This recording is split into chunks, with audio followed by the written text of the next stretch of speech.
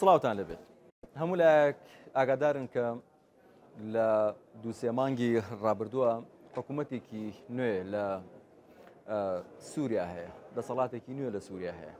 لە ماوەی ئەم چەند مانگە چەند جارێک گفتوگۆ لە نێوان دیمەشق لەگەڵ بەڕێوەبەرایەتی خۆسەر لەگەڵ پەیەدا لەگەڵ لایەنی کوردی لە ڕۆژاوای کوردستان هەیە بەڵام وا دەرەکەوێت هەندێک ناکۆکی هێشتا مابێت هێشتا جیاوازی بیر و بۆچوون لە نێوان دیمەشق و ڕۆژاوای کوردستانە هەبێت پێم خۆش بوو چەند پرسیارێک لە بەڕێز ئیلهام ئەحمەد هاوسەرۆکی پەیوەندیەکانی فەرمانگەی پەیوەندیەکانی دەرەوەی بەڕێوەبەرایەتی خۆسەر بکەم لە ڕۆژاوای کوردستان کە بەسپاسەوە لەگەڵمە ئیلهام خان زۆر سپاس بۆی کە لەگەڵ ئێمەی ڕێکەوتنی بالەوە دەست پێ بکەم لە ناوخۆی ڕۆژاوای کوردستانەوە دەست پێ بکەم ڕێکەوتنی ئەنەکەسە و پەیەدا کەی ڕادەگەیەندرێت یعنی ئەف دەمێک تێ درێژ بۆ دانوستاندن لەگەل ئالیان هەنن یعنی دوان ڕۆژێن داویدا پێویست بکۆ کۆنفرانس بێ لە دارخستن هەیە نەهاژی ئامادەکاری سەرن وەک بەلگەی ئەساسی ئێکۆ لەگەل ڕێوەبەریا شام لەسەر مفاوەداتە بکەن مزاکەرە بکەن دەربارەی مافی کوردە ئەویا هاتیە بەداویکردن لەسەر هەفکردنێک چییە ji bo îlankirine îro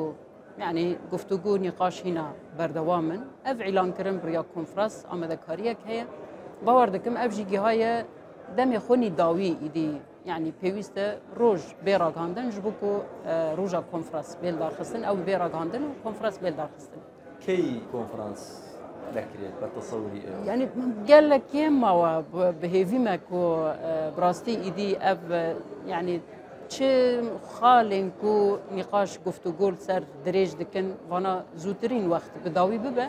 texmîn dikim pêwîst e divê mangê de çê bibêt بەپێی ئەو گفتوگویانی کە لە ناوخۆ هەیە کورد لایەنی کوردی لە نێوان ئێوە و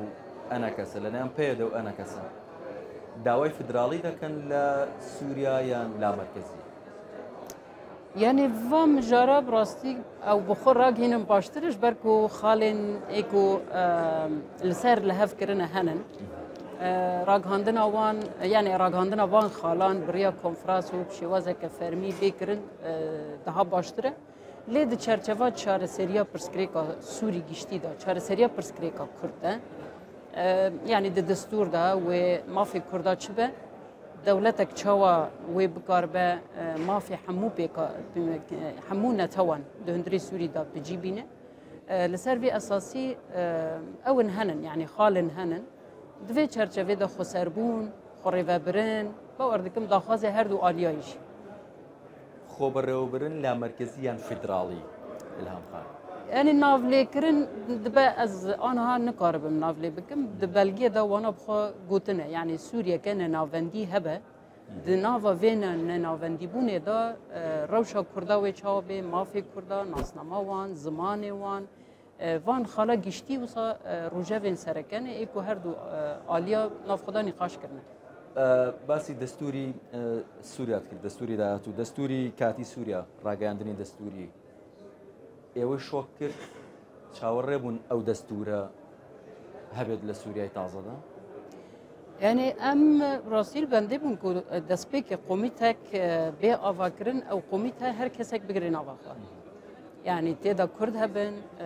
civaka Sûrî civakeke pir reng e gelek netew têde henin gelek ol têde henin û her wiha yani di hişmendiya xwe de hişmendiyeke nerm e yani li beramber hemû pêkhateyan çandan baweriyan nerm e ji bo vêya pêwîst bû ku komîta destûr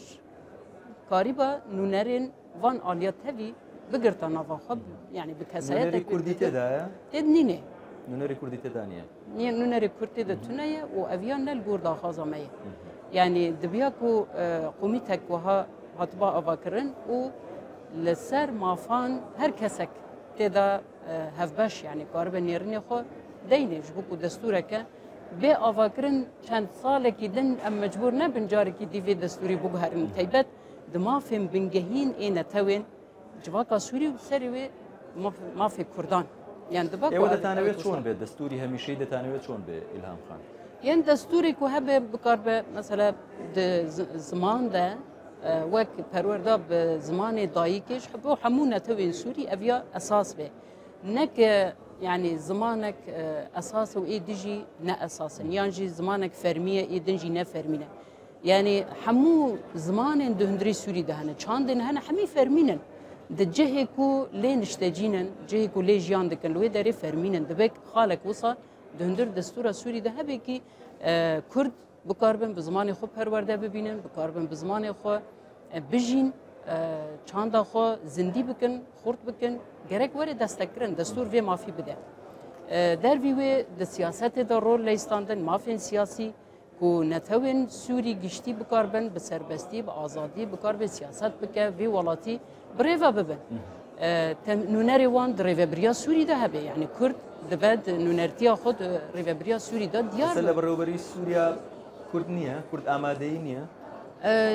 یک اندام یک کسی که کرد دای وزیر پاراست وزیر پرورده او یا وک کسایتک بشتار بویه نونری کردی سوریا ناکاد لحکومت سوریا دبی یعنی گلی کرد بخون نونری خود دیار بکه بشینه حکومته او وزیری اسال حکومتی کاتی سوریا هیا نونری کردی سوریا ناکاد لحکومت وکو شخص دیاری کرا وک شخص هاتیه دیار کرن و وک شخص لوی دریه دبک مثلا هولدان وی یانجی هلوستین وی باش بجبو کردا ویام تشتک نابیجه لی جبو کو اراده کرد در ریوبریا سوری دا وری دیار ببی دبی خود دست نشان بکن نونرین خود لا ايوه دواء كان دان بهبوني كرد وهريميك يعني كردستان وك هريميك لتشارتشوي سوريا لدستور دار بندر إلهام خان يعني هو دواكاري ايوه يعني وهذا فكرن سوريا دبي سوريا ك ننافندي بي اف ننافندي بون صلاحيات ويهنن يعني اركن ويهنن اف ارك ام دبيجن بيوست فرهبن يعني هريمك هي اركن وي فرهبن دواري ابوري دا مثلا دبي اف هرم خطير بكي ضد علي باراستنا هندرين اسايشا هندرين دبي هرمي به هر وها مثلا پرورده زمان مثلا دبي هرمي به يعني اف ريفبريان هرمي اي هبن نتهنج بو باكور رجلاتي سوري جبو هرمين دنجي وها بيوست هبكو راستي كاربه بار شاميجي سفك ببا يعني هر تشتك مركزينه با مجال ده هرمي دي هبه لسوريا يعني حيانها دياره نيرينك وان هي ليفا شارتيه اف شارتي بون يعني بالرياض داخوانيان ده مثلا هين وصا اشكره نبو يعني جاركي مثلا يعني سروكي السوري احمد شرع قوديه ام فيدرالي قبول ناكن ام يعني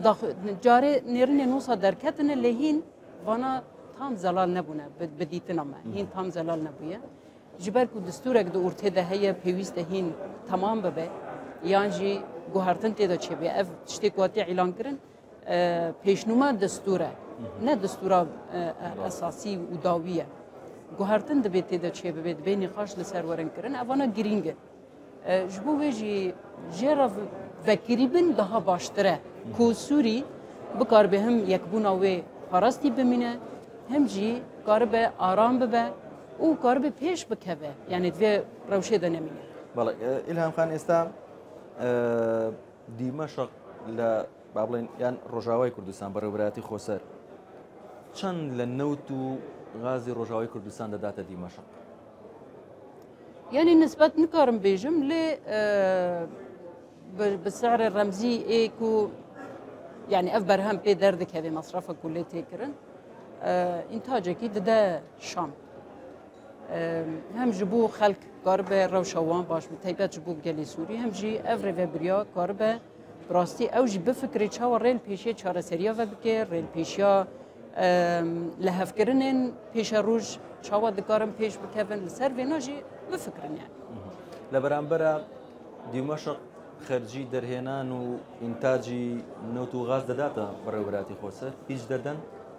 يعني بوي سعري فتيت شكرا راسا تناقشتم موجود شي تكرن تێکردن بەڵێ. نەکرایە تا ئێستا أو حقي إنتاجي کێ دەیدا ئێستا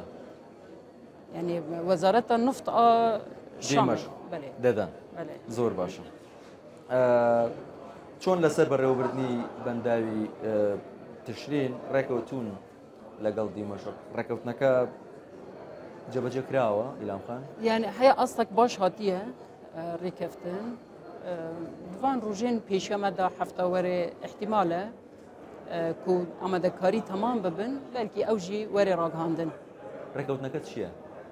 ريكفتن أوه كو أف بنداف شر وناكوكيان وري دور خستن جبركو بروجيه كخدمة جزارية خلق جي فايدة دقرن وجيانا وان باشتكه أفياج شر وري دور خستن وبارستن وآقربست هبه سر ريفبرين نقاش وي تكرن وي تشاوا اف بنداف بريفبرين تشاوا باشتر بكافي خدمات سر فيناجي گفتگو هەیە. پێم خۆشە زانیاری و باڵێن ئەوەی تازم بدەیتێ لەبارەی دۆخی سەرەکانی و چارەسەرکردنی دۆخەکە چی نوێ هەیە؟ یعنی هەرێمێن داگرکری تایبەت ji bo سەرێکانی girê spî Efrîn li ser vana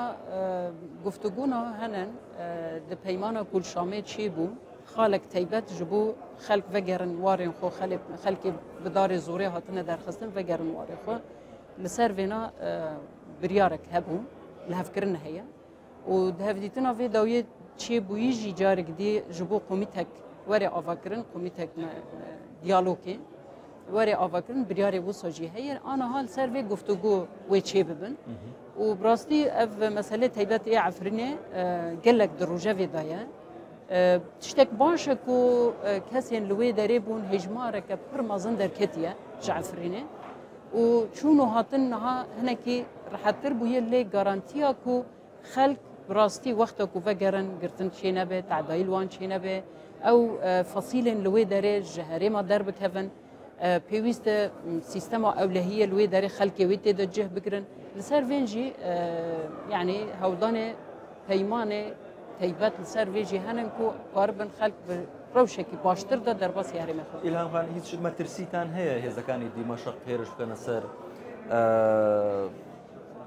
بۆ نمونە ڕۆژهەڵاتی فرات و ڕۆژاوای کوردستان هیچ مەترسیەکی هێرش هەیە یان بەرجەوەندی وان تێدە چییە و هێرشێکی بکەن وێ چ فایدە بکەن مەسەلەن إيرو باور دكم خلقي سوري بالتمامي يعني بقيشتي هم لآرامية دقاري هم جي وستيا يجي شرا هم جي براستي دخازن إيدي خو آفا بكن يعني أو دمي بهوري كو هر دايم بنابر ببه دخازن جوير وشي خلاص ببه وأفكو إيرو ريفبريا شامدانا أساس أوانات بيجن أم لديجي الظلم وديكتاتوريات بشار أسد أم دركتنا أو صاد بيجن ريجيما بعث چه خرابی کریه چه او کرنه اوانات بیشتر ام دیجی وی درکتن اگر دیجی وی درکتن پیوسته هشمندیا خو سیستم سیاست دانوستاندن به تمامی لگور کو جبو گلی سوری آرامی بینه لسر وی دبی بفکرن جبو جی او خطری یعنی بشیوازه کی کو ام اولهیا هرمه یانجی اولهیا هرمه بشکی مزنجی اولهیا سوری دبینه و دبی دوی وارد جی ریوبریا شام السيرفي اساسي شام وابير دكاتوا يعني حيانها براستي دانوستاندن يعني ما نديتي خطريك وصاكو